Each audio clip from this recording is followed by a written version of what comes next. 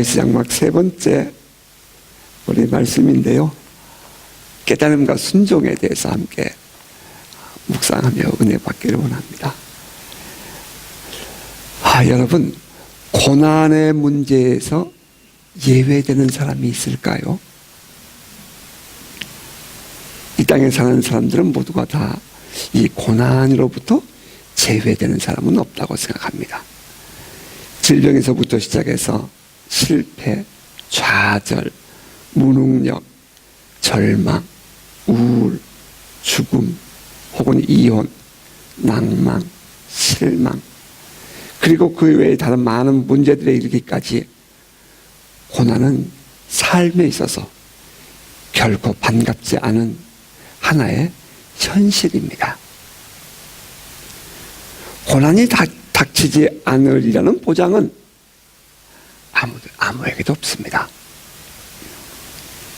가장 편안한 삶을 누리고 있는 사람들이라 할지라도 고난이 인생의 그 다음 순간에 기다리고 있지 않다고 장담할 사람은 아무도 없지요. 그러한 의미에서 우리는 고난을 당할 때에 결코 놀랄 필요가 없다는 것입니다. 고난이 옵니까?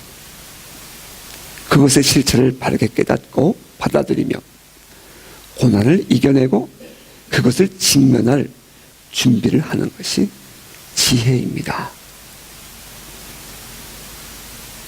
먼저 우리는 이 고난에 대한 이해를 바르게 가질 필요가 있습니다. 그 중에 특별히 우리가 버려야 할 그 고난에 대한 잘못된 통념, 잘못된 생각들 몇 가지 생각해 보기를 원합니다. 그 첫 번째는 고난은 징벌이라는 통념을 버려야 한다는 것입니다. 예기치 않던 고난을 만났을 때에 우리가 맨 처음 반응하는 것은 대체적으로 내가 왜 이런 고난을 당하고 있는가 하는 것을 돌아보는 것입니다. 어떤 사람은 그 고난의 이유가 될 만한 어떤 실수를 찾아내기 위해서 아주 과거에까지 멀리까지 거슬러 올라가는 모습을 봅니다. 그리고는 결국에는 지금 내가 당하고 있는 고난에다가 무거운 죄의식까지 덮어쓰는 모습을 보기도 하죠. 그런데 하나님께서 고난으로 우리를 연단시키는 것은 사실이지만 모든 고난이 다 징벌은 아니라는 것입니다. 두 번째도 우리가 잘못된 가지고 있는 통념이 뭐냐면 고난은 비생산적이다 하는 것입니다. 사람들은 쾌락을 좋아합니다. 그래서 이 세상에서 고난을 만나면 아무런 가치가 없는 것인 양 여겨버리는 경향이 있습니다. 하지만 고난은 오히려 우리에게 생산적인 가치를 깨닫게 해준다고 성경은 우리에게 말합니다. 로마서 5장 3절 이하 5절에 이렇게 말씀하지요. 다만 이뿐 아니라 우리가 환난 중에도 즐거워하나니 이는 환난은 인내를 낳고 인내는 연단을 소망을 이루는 줄 알미로다. 소망이 우리를 부끄럽게 하지 아니하면 우리에게 주신 성령으로 말미암아 하나님의 사랑이 우리 마음에 부은 바 됨이니. 또 세 번째, 우리가 잘못 가지고 있는 통념, 고난은 영적으로 실패했음을 보여주는 것이다 하는 그런 생각입니다. 사람들은 보편적으로 행복한 삶만 하나님의 축복이라고 생각을 합니다. 신앙이 좋다면 행복하고 건강하고 부유한 삶을 살 수 있다, 이런 말을 우리 흔히 듣습니다. 그러나 그렇게만 생각하다 보면 고난을 당하는 것이 행복한 삶을 만들어낼 수 있는 믿음을 갖지 못했기 때문이라는 그러한 의미로 이해될 수도 있고, 고난은 우리의 영적인 상태와 능력이 형편없음을 나타내 주는 것이냐 생각할 수 있다는 것입니다. 그러나 만일 고난이 이렇게 믿음 없음과 미숙한 삶의 표시라면 왜 하나님의 선한 백성들이 질병과 곤고와 온갖 종류의 시련을 당했을까요? 성경에는 수많은 예들을 기록해 놓았습니다. 하지만 우리가 확실하게 알 수 있는 것은 영적 거인도 고난을 면제받지는 못했다 하는 것입니다. 넷째로, 고난은 나쁜 것이라는 통념을 우리는 버려야 합니다. 바울은 우리가 알거니와 하나님을 사랑하는 자, 곧 그 뜻대로 부르심을 입은 자들에게는 모든 것이 합력하여 선을 이루느니라 라고 했습니다. 여기서 말하는 그 모든 것은 고난을 배제한 모든 것이었을까요? 때로는 고난이 어떤 좋은 것을 이루기 위한 수단이 됨에도 불구하고 우리는 무조건 편안함, 넉넉함, 풍요로움, 큰, 많음, 그런 것만을 좋다, 좋은 것이다 라고 하는 그런 정의를 내리는 실수를 많이 범한다는 것입니다. 고난을 어떤 좋은 것으로의 나아가기 위한 수단이라고 이해할 수만 있다면 고난과 고통으로부터 오는 상처도 때로는 결코 무시될 수 없는 과정일 수 있다는 것을 깨닫게 됩니다. 다섯 번째는, 고난은 선하시며 전능하신 하나님과 모순된다라고 생각하는 문제입니다. 여러분, 정말 그렇습니까? 오늘의 본문은 다윗이 하나님의 법궤를 이동하다가 그 겪는 고난을 포함한 배경을 갖습니다. 다윗은 정성을 다한 하나님의 법궤를 이동해오는 과정에서 우사가 죽는 아픔을 겪습니다. 그래서 그는 하나님의 궤를 오벳 에돔의 집에 두고 다윗성으로 돌아와 버리죠. 그때 다윗의 감정의 변화를 기록한 성경은 처음에는 노했다라고 하였고 곧 이어서 그날에 그는 하나님을 두려워하는 마음을 가졌다라고 기록합니다. 다윗의 장막이 회복되기 위해서 제일 먼저 우리가 가져야 할 신앙, 그것은 하나님을 두려워하는 마음입니다. 하나님에 대한 두려움이 없이 어떻게 하나님의 임재를 보실 수 있다는 말입니까?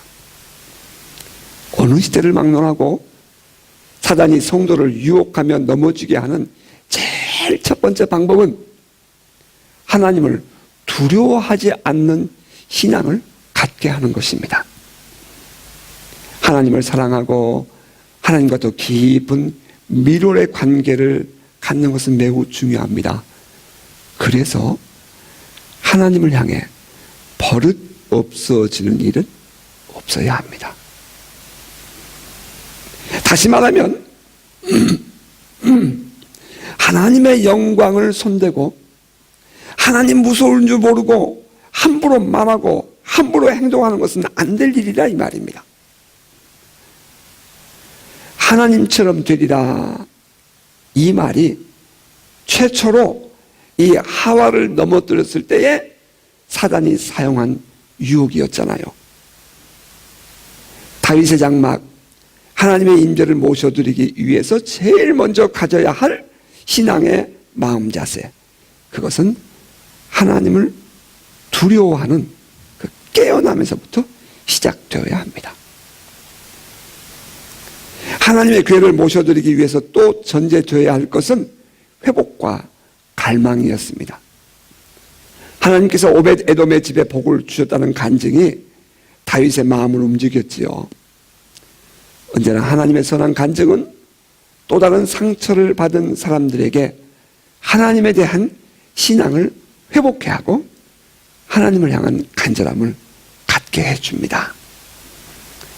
오벳 에돔의 집에 하나님의 괴가 있음으로 인해서 하나님은 그 집과 그 모든 소유를 복 주셨다는 소식이 다윗에게 들려왔고, 다윗은 그 소식을 들으면서 마음이 움직였습니다.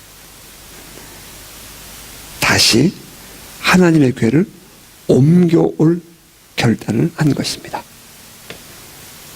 하나님께서 기가 막힌 수렁에서 건지셨다는 간증을 들으면 사람들은 하나님을 만나고자 하는 열망을 갖게 되고 하나님께 나오게 됩니다. 어떤 성도가 이런 간증을 하는 것을 들은 바가 있습니다. 어떤 분이 와서 그분에게 간증을 했답니다. 그 말을 듣고 보니까 나도 교회 가고 싶다는 마음이 생기더랍니다. 그런데 아무도 그분에게 교회에 가자는 말을 하지 않더래요. 그러다 어느 날 한 다른 분이 찾아와서 교회에 가자고 해서 선뜻 가방을 들고 교회에 찾아 나오게 되었답니다. 자, 좋게 표현하자면 준비된 영혼이라 할 수 있겠죠. 근데 좀 조금 아프게 표현하면 간증한 사람이 자기가 받은 은혜만 자랑하고 간 것이지 그분에게 구체적으로 자기가 만났던 그 하나님을 만나도록 인도해 주지 못한 안타까움이 그 속에 들어있음을 보게 됩니다. 그러한 의미에서 우리의 간증이 구체적으로 사람들을 하나님께로 인도하는, 그래서 저들도 교회에 나와서 구원을 받게 하고 또 함께 하나님의 사랑 안에 포로되어 살아가는 신앙의 공동체를 이루어가는 동기가 되기를 바랍니다. 오벳 에돔의 집에 하나님의 괴가 있음으로 인해서 하나님이 그 집과 소유에 복을 주셨다는 소식을 들은 다윗은 이제 레위인들을 준비시킵니다. 몸을 성결케 하라. 몸을 깨끗하게 씻어라. 하나님을 예배하는 사람들이 갖춰야 할 태도는 무엇보다 먼저 성결해야 합니다. 그것은 우리들이 의로운 행동을 하고 착하게 살아야 한다 하는 말이 아닙니다. 선한 사마리아 사업을 한다고 해서 그것이 하나님 앞에 의가 되지 못합니다. 예수 그리스도를 통한 의를 입어야 우리는 하나님 그분을 모실 수 있는 진정한 예배자가 될 수 있습니다. 우리가 아무리 깨끗하게 한다고 해서 하나님 그분을 모실 만큼 의를 갖추는 사람이 어디 있을까요? 성경은 우리에게 말하기를 의인은 없나니 하나도 없다라고 말합니다. 이 세상에는 하나도 없다는 것이 하나님의 말씀입니다. 우리가 하나님의 괴를 모시는, 다시 말해 하나님의 임재를 모셔드리는 예배자가 되기 위해서 제일 먼저 묵상하고 돌아보아야 할 것은 예수 그리스도를 통한 구원. 구체적으로 나의 죄를 십자가에서 담당하시고 하나님께서 그 십자가의 죽음을 나의 죄를 대속하는 죄값으로 받으시고 우리에게 의롭다 하신 그 사실을 믿음으로 받아들여야 합니다. 우리가 지난 한 주간도 살아오면서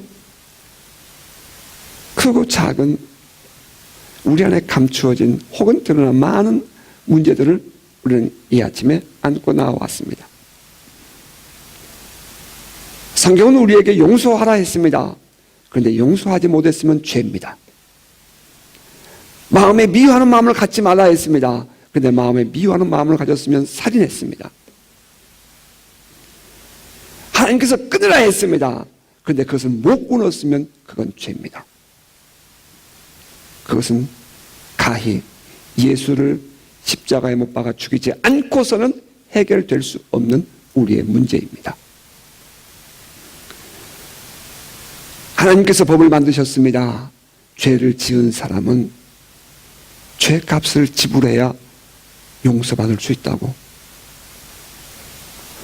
우리의 죄값은 예수 그리스도께서 십자가에 죽어주심으로 말미암아 해결되는 길밖에는 없습니다. 그것이 하나님의 법입니다. 하나님은 우리가 예수 앞에 나와 고백하고 그분의 십자가의 공로를 나의 공로, 나의 죄값으로 내가 고백하고 내가 그분을 믿고 내가 그분을 사랑하고 그분과의 교제 안에 들어갈 때에 하나님은 나를 바라보시고 비로소 말씀하시기를 내 죄값을 받았느니라. 그러므로 어느 누가 우리를 정죄하며 어느 누가 우리를 비난한다는 말입니까?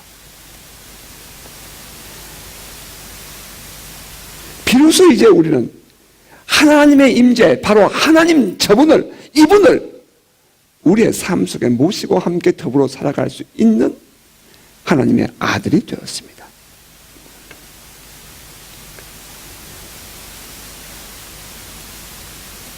예수 그리스도께서 부활하셨을 때에 우리도 그 안에서 함께 부활하고 하나님 나라의 시민권을 가진 자로서 이 세상에 보내어진 그리스도의 대사라는 사실이 여러분 안에 확고하시기를 주의 이름으로 축복합니다.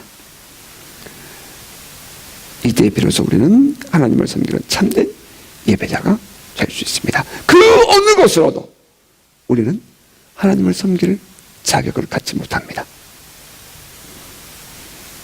그리고 이제 오늘의 본문 말씀이 우리에게 제시해 주는 바는 하나님의 말씀대로의 신앙입니다. 다윗 왕은 제사장과 레위 사람들을 모아놓고 이렇게 말합니다. 전에는 너희가 매지 아니하였으므로 우리 하나님 여호와께서 우리를 찢으셨으니 이는 우리가 규례대로 그에게 구하지 아니하였습니다. 그에 앞서 성경은 이렇게 말하죠. 2절에 보면 다윗 왕이 이르되 레위 사람 외에는 하나님의 궤를 맬 수 없나니 이는 여호와께서 그들을 택하사 여호와의 궤를 메고 영원히 그를 섬기게 하셨습니다. 다윗은 여호와의 궤를 바알레 유다에서 옮겨오다가 그 나곤의 타작 마당에서 우사가 죽는 것을 자기들의 잘못인 것으로 깨달았습니다. 여러분, 매우 중요한 이야기입니다. 여러분, 실수할 수 있습니다. 넘어질 수 있어요. 하나님은 실수하는 사람을 통해서 일하십니다. 실수를 무서워하여 아무것도 구하지 않고 하지 않는 사람을 통해서는 절대로 하나님은 역사하지 않습니다. 여러분이 하나님을 섬기다가 실수할 수 있습니다. 넘어질 수 있어요.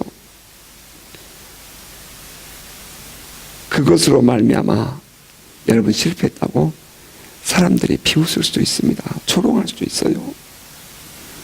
그런데 문제는 그것이 아닙니다. 문제는 그 다음에 아무것도 하지 않는 것이 문제입니다. 사람들은 흔히 어떤 일에서 실패하거나 고난을 만났을 때에 자기가 어떻게 느끼느냐, 거기에 따라서 자기가 지금까지 알고 있고 믿어왔던 것에 대한 이 곡해 부정적인 생각을 갖는 것이 일반입니다. 사람들은 자기가 받는 어떤 느낌에 따라서 신앙생활도 영향을 받는다는 것입니다. 하지만 여러분, 우리가 실패했을 때에, 그 고난 중에 있을 때에 우리의 힘의 근원은 내가 무엇을 느끼느냐, 거기에 있지 않고 내가 무엇을 아느냐 하는 데 있다는 것을 명심하시기 바랍니다. 하나님을 섬기다가 실수했습니다. 넘어졌습니다. 그로 말미암아 상처를 받았습니다. 주변 사람들로부터 따가운 눈총을 받습니다. 그러면 마음의 상처를 받습니다. 이제 그러고 나면 감정에 깊은 상처를 입죠. 다시 말하면 느낌이 안 좋다 이 말입니다. 그러면 사람들은 그 감정의 포로가 되어서 다시 일어날 생각을 하지 않습니다. 그러면 그건 다시 결코 일어설 힘을 얻지 못하는 것입니다. 이때 중요한 것은 무엇을 느끼느냐가 아니라 무엇을 아느냐 하는 것입니다. 다윗은 처음에는 느낌으로 그것을 받았습니다. 하지만 3개월이 지나는 동안 그것을 신앙 안에서 다시 돌아봅니다. 하나님 앞에서 과연 무엇이 잘못되었는가? 하나님은 나에게 과연 무엇을 원하시는가? 그런 깨달았습니다. 자기의 행위가 잘못되었습니다. 하나님의 교훈대로 하지 않았다는 것을 압니다. 그래서 이제 그는 법궤를 매일 생각을 하였습니다. 그리고 그것도 레위인들만이 메워야 한다는 사실도 알았습니다. 레위 사람 외에는 하나님의 궤를 맬 수 없나니 이는 여호와께서 그들을 택하사 여호와의 궤를 메고 영원히 그를 섬기게 하였습니다. 레위인들이 잘 맸는지 못 맸는지 모르겠어요. 그 레위인들의 형편이 어떤지는 모르겠어요.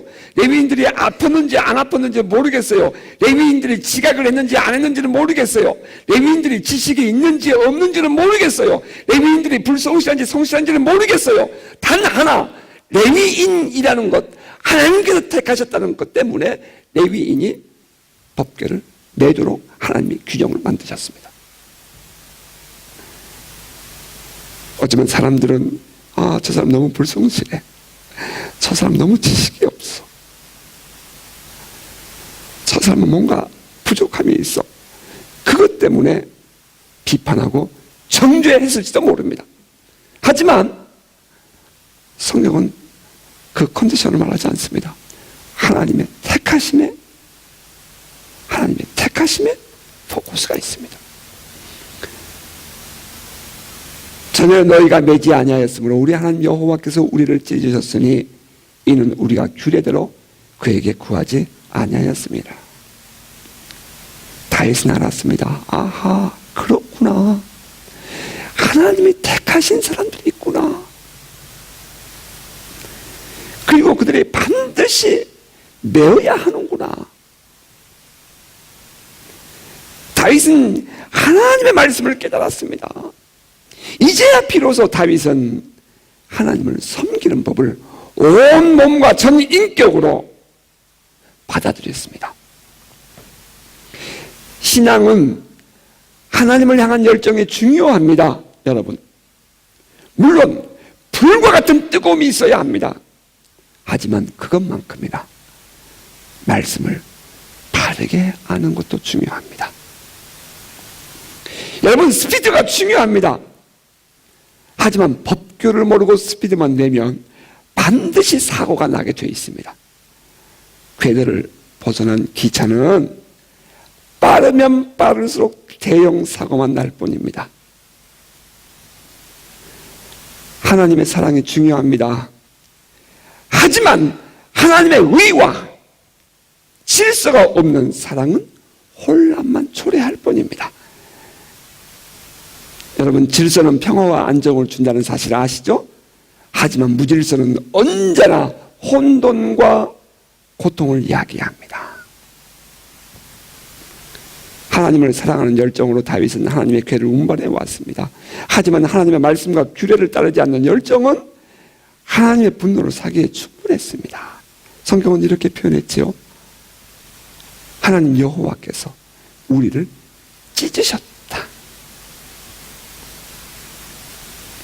하나님께 목적 없는 과정은 없습니다.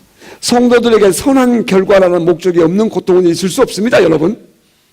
그렇다면 다윗이 당한 고난에는 반드시 하나님의 선한 뜻이 있음을 알 수 있습니다. 그것은 하나님의 규례를 따라야 한다 하는 것입니다. 하나님의 규례가 지식으로만 머물러서는 안 됩니다. 지난주 중에 또 한 이메일을 제가 또 보았습니다. 제자 훈련하는 교회에 대해서 이제 비평적인 논문이 발표되었습니다. 제자 훈련만으로는 한계가 있다는 것입니다. 제자 훈련을 중심한 교회들은 반드시 한계를 맞게 되어 있다. 이것이 그분의 논제였어요. 생각해 보니까 참 가까이 있는 분들 다 제자 훈련하는 교회들이었거든요. 아파하고 힘들어하고. 다는 아니겠지만 저도 일부는 동의를 했습니다.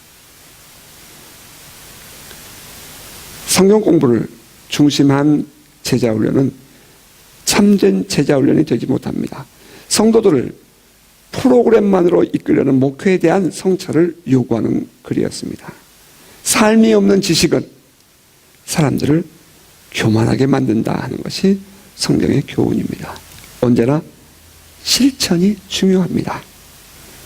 믿음은 행함으로 온전하여집니다.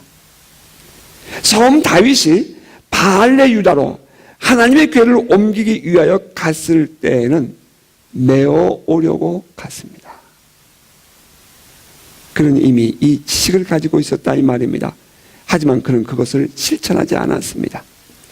하나님과의 충돌이 어디서 왔지요? 아는 지식을 행하지 않음에서 왔습니다.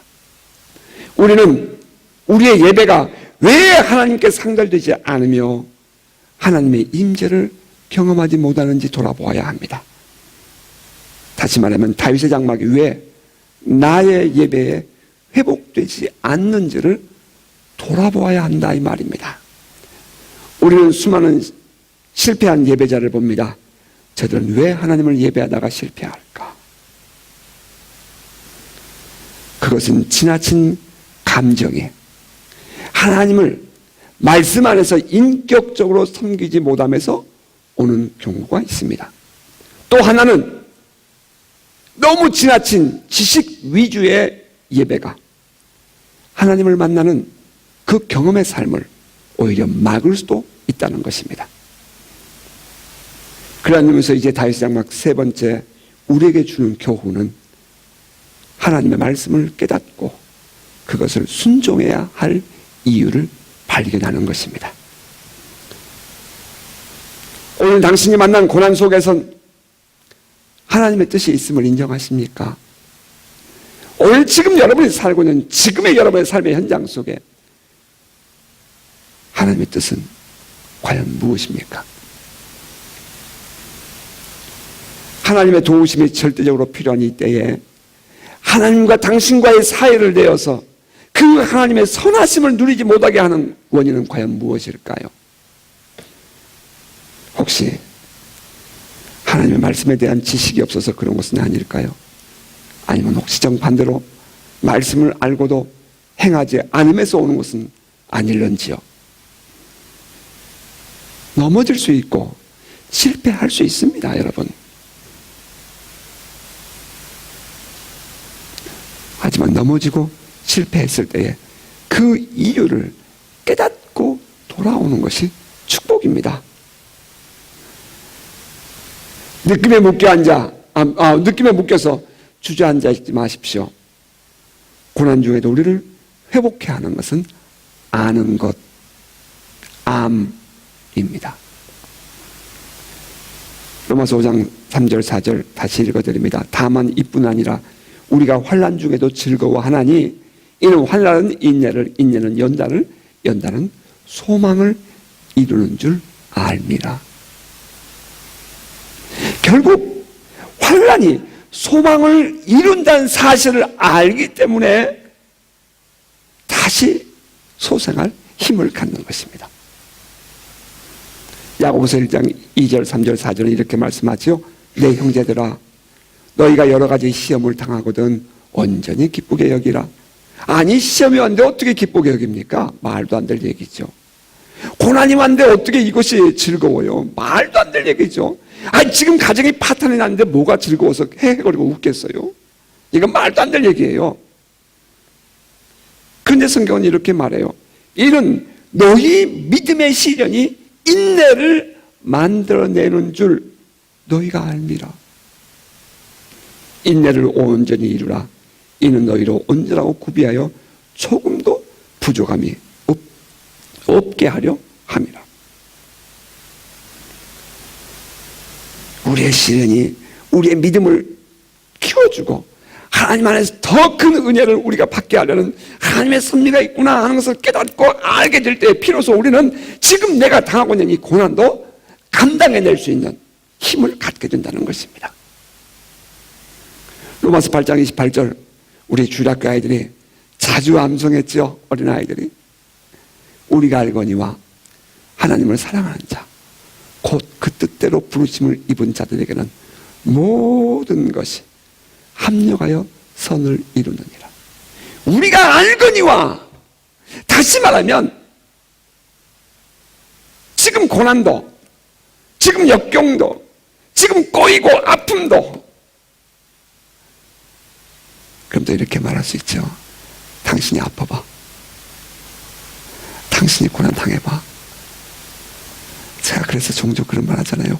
이민사회 눈물 젖은 빵 먹어보지 않았으면 말하지 말라고. 쫓겨나는 서러움 겪지 않았으면 말하지 말라고. 제가 그런 말 많이 하죠. 아파보지 않으면 아픈 사람 몰라요. 이해합니다. 그런데 성경은 우리에게 말합니다. 그러나 여러분, 지금 당하는 고난이, 지금 당하는 시련이 선을 이루는 과정이라는 것입니다. 글쎄요, 억울하죠. 내 인생 다 가버렸는데, 그죠?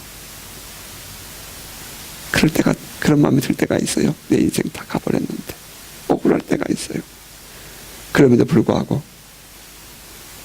하나님은 우리에게 이렇게 또 말씀하세요. 우리가 알거니와 하나님을 사랑한 자, 곧 그 뜻대로 부르심을 입은 자들에게는 모든 것이 합력하여 선을 이루니라. 그렇다면 지금 내 세월 흘러간 이 모든 것, 내 모든 것 다 낭비하고 지쳐있는 이 모든 것조차도 결국에는 궁극적으로 하나님의 선하신 뜻을 이루는 일이 된다는 것입니다.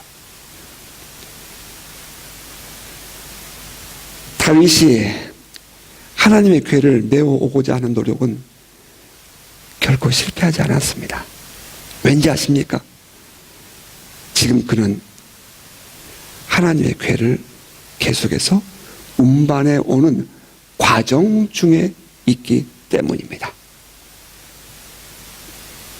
다윗이 하나님의 궤를 옮겨오려는 이 순간의 마음 여러분 느껴지십니까? 전에 실패했습니다. 그러니까 이번에는 실패하지 않으려고 아주 그의 마음이 온통 긴장되어 있습니다.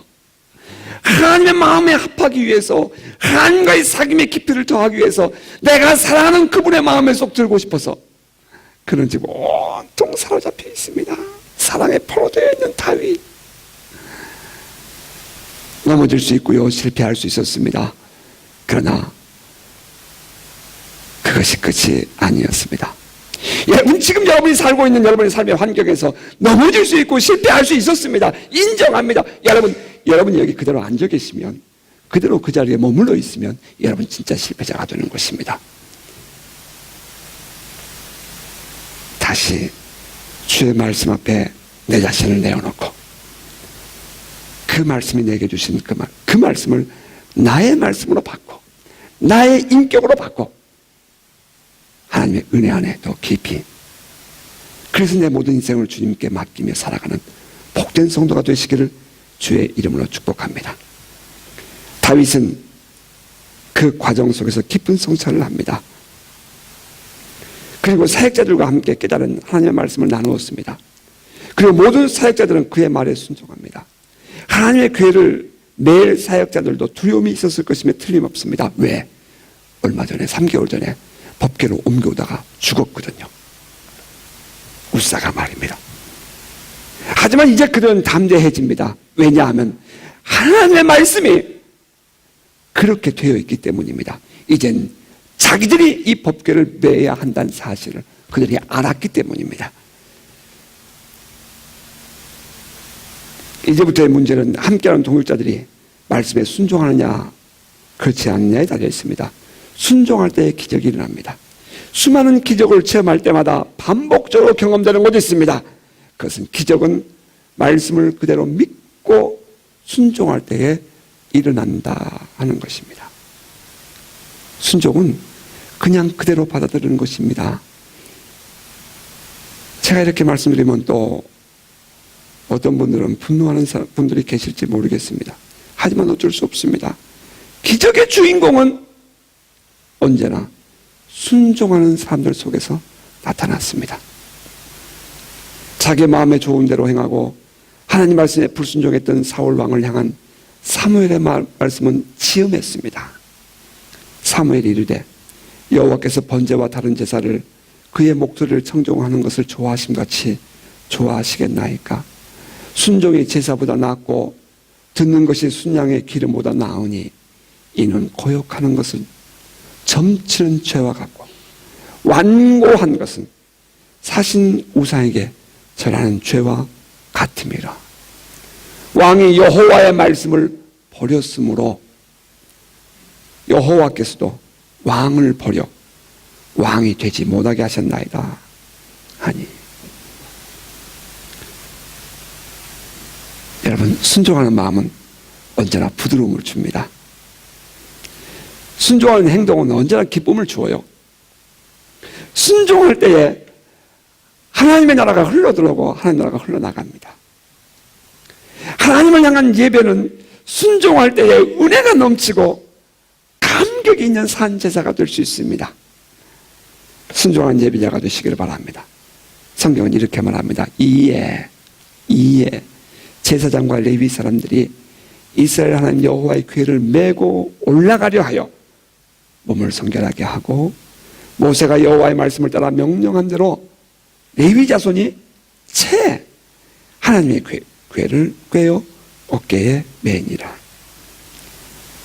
말씀을 맺겠습니다. 여러분의 삶에 하나님의 임재가 함께하는 은혜가 있기를 주의 이름으로 축복합니다. 하나님의 말씀대로 또 믿음 안에 온 열정을 다함으로 하나님을 향한 예배가 회복되는 은혜가 있기를 바랍니다. 마지막 날에 무너진 다윗의 장막을 회복하리라 하신 그 주님의 약속이 성취되는 우리 교회와 여러분의 가정, 여러분 우리가 살고 있는 우리의 사회, 이 오클랜드와 뉴질랜드, 나아가 전 세계에 이 다윗 장막이 회복되는 은혜가 있기를 주의 이름으로 축복합니다.